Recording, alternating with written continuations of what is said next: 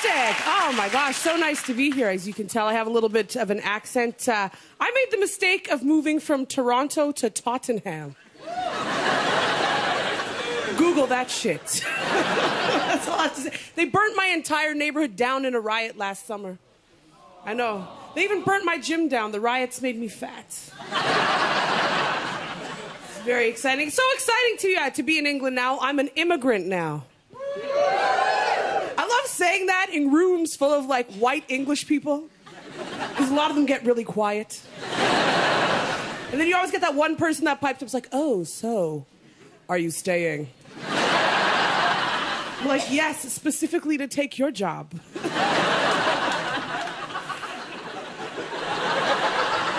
I always get challenged because I'm in stand-up. They're like, well, if you were any good at your job, why wouldn't you go to Los Angeles? Let's be real, I'm a little chubby for Los Angeles. I know, I had to come to the UK. I know, you guys let ugly people on TV. I shouldn't say that. We also let ugly people on TV in Canada. We call it a documentary. Lots of fun. Oh, my gosh. Lots of stuff is new to me living in the UK. I didn't know gypsies were real.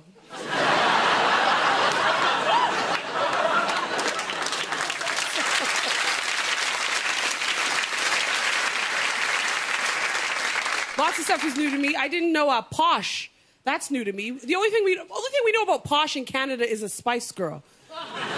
You go to certain areas in England, and they think... Like, I've been to this one area. I can't remember the name of the area, but everybody in this neighborhood thought they were better than me. Even the pigeons in the park were just like... It's nice to travel around. One of my good friends, a Welsh friend of mine, 22 years old. He told me it wasn't until he was 22 years old that he met his very first black person. Which is fine. The problem that I had is that he likes gangster rap. I had to explain this shit. I'm just like, 50 Cent, he's not our ambassador. You know? It's tough. It's tough listening to a lot of hip-hop because a lot of it I find very negative. I'm like, why does it always have to be so negative, hip-hop? I figured it out. It's because a lot of negative stuff rhymes with black, crack, smack, attack. Even if you're in IT, you just pretend you're a gangster because it's too hard to rhyme shit with computer. Oh, my gosh. So it's a lot of fun traveling around here. Went to the United States.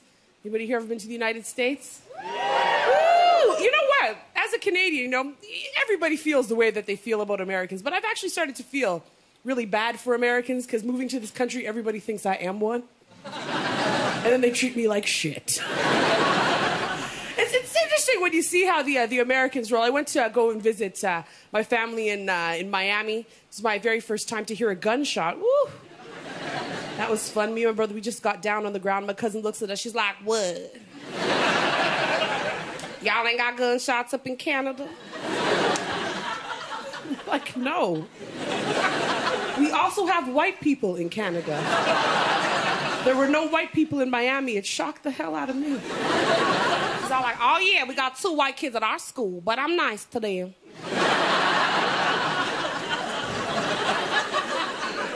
It's interesting going to the United States because you see Americans on television, you're like, nah, they can't really be that ignorant. But then I went to the United States. My cousin actually asked me, she's like, so, who'd you vote for?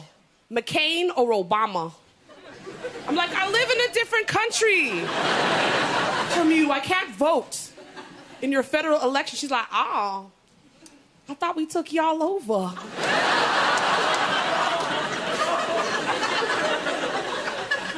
We're flaky as North Americans, though. Have you guys noticed North Americans? Too flaky. Anytime you have any type of unsavory behavior in North America, it's always classified as a disease or a disorder. And then instead of sorting your life out, you just tell everybody, I suffer. I'm a hoarder. Clean your fucking house. How is this a disease?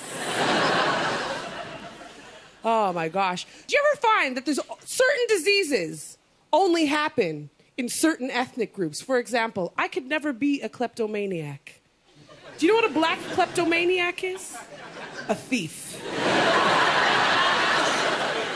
So yes, it was interesting. The United States has had a lot of fun. So who watched the inauguration of Obama? Yeah. A couple of people. I was so excited watching the inauguration, except for the parade part.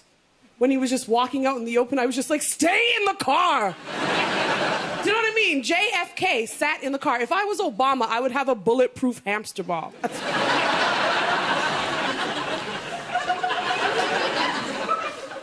Very exciting. You know, a lot of people are very hard on Obama. We forget that Obama has to govern Americans. That's not easy.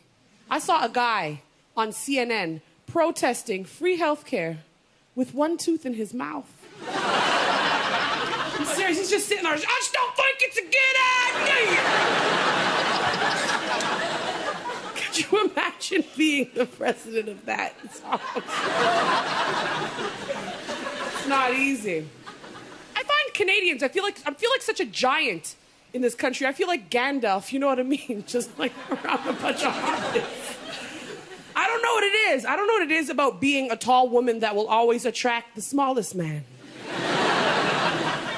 You see him from across the way, you think he might be the right height, but then he gets closer. And closer. And then he always looks at you like he's gonna climb a mountain. He's like, "Argh!" Like, you can't have what you can't reach.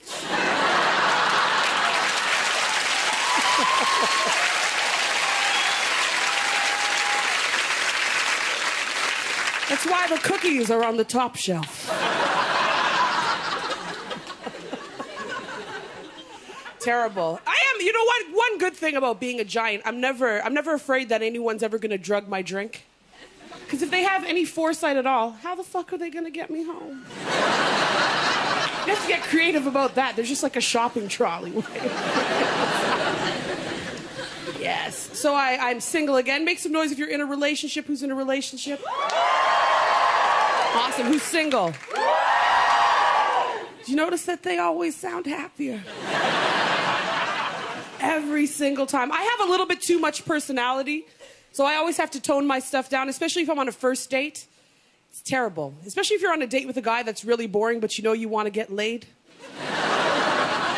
It's very easy. It's very easy what to do in that situation. Just pretend you're a little bit dumb. Seriously, he's telling you the most boring story you've ever heard in your life. You're just like, oh my God, really? You are so funny. Oh my God! My mind was like, fuck me, please. This is so depressing. I do like the burly guys. I like when guys can do some manly stuff. Sometimes I get the ones that are a little bit too manly. You ever have sex with a guy that sweats too much? She knows. I'm a good sport, though, so I'm laying there. I'm just like... And then I just like reach over to the side table and like grab a tissue. It's like... He looks down and he's like, will you please stop doing that? It's not sexy. I'm like, it's getting in my eyes.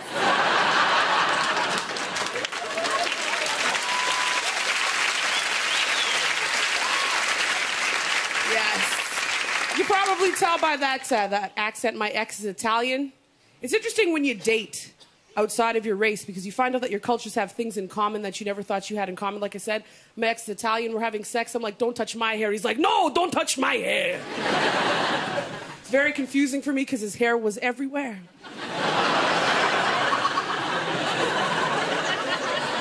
I'm like, do you want me to touch you in your eyeball?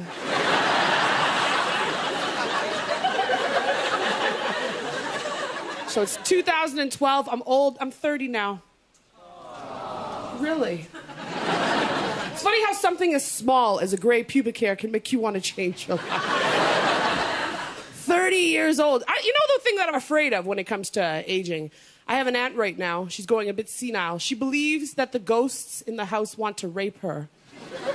That's not even the funny part. The funny part is my cousin's reaction. She's like, why would the ghosts want to rape you when my fine coochie is sitting in the next room?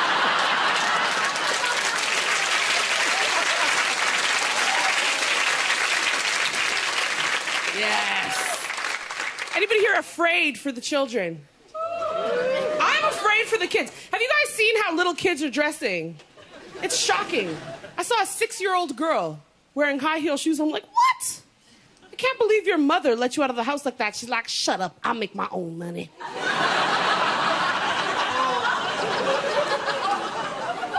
I think it's the discipline. They don't discipline kids the way that we used to get disciplined. Now you see a lot of fun things. You guys look like you're like a younger generation. Make some noise if you were ever put on a leash or a lead as a child.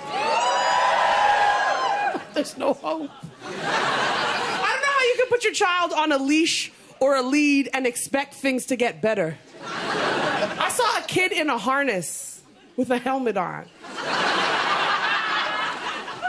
I'm not a psychiatrist, but I know this. It's time for a beating. I know you can't say beatings in 2012. People get really sensitive. I'm not talking about knocking out some teeth. I'm talking about a formalized spanking. You know what I mean? I was spanked as a child. That's why I'm not a prostitute today.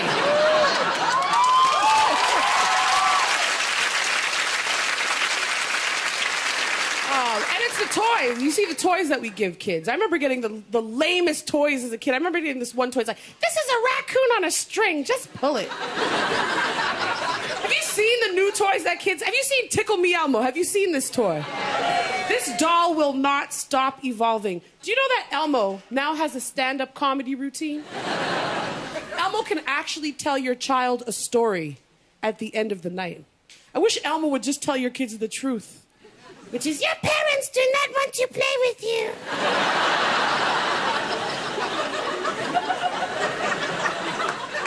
That is the truth. Beatings don't even work on all the kids in my family. We had to convince my little cousin that the boogeyman is real. You ever do that to a kid under 5 years old? It works. Anytime she starts to act up, her grandmother's just like, Dasani, I'm going to call him. This baby's on the ground, she's like, ah! Then her grandma picks up a cell phone, she's like, boop, boop, boop, boop, boop. Hello? Is the boogeyman there? She's like, you're lucky, Dasani, he's not home right now. You're lucky!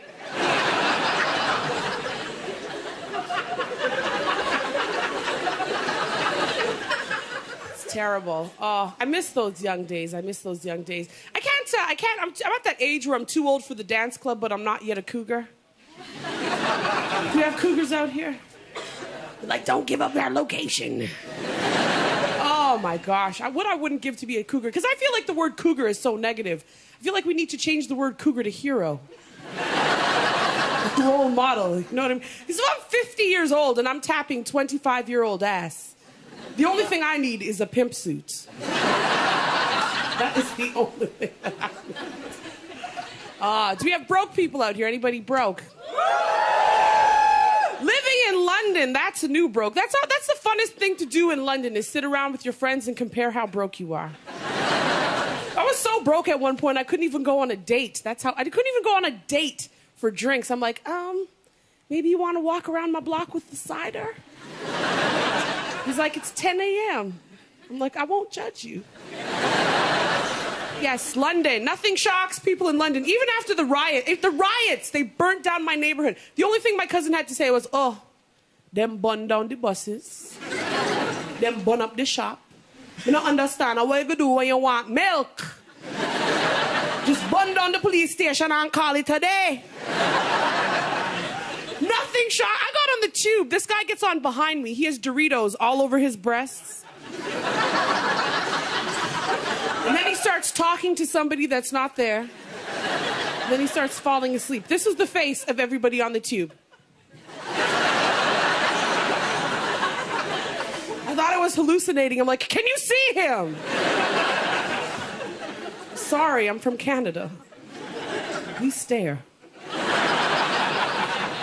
then you guys get the jumpers. People actually try to kill themselves jumping in front of the tube. Aren't there easier ways to die? If you are that serious about dying, I'll push you. My question is, do you have to do it at 5:30 p.m.? Rush hour traffic. Do you think the world hated you before? All right. Thank you guys very much. I've been Dana Alexander. Take care. Have a good night.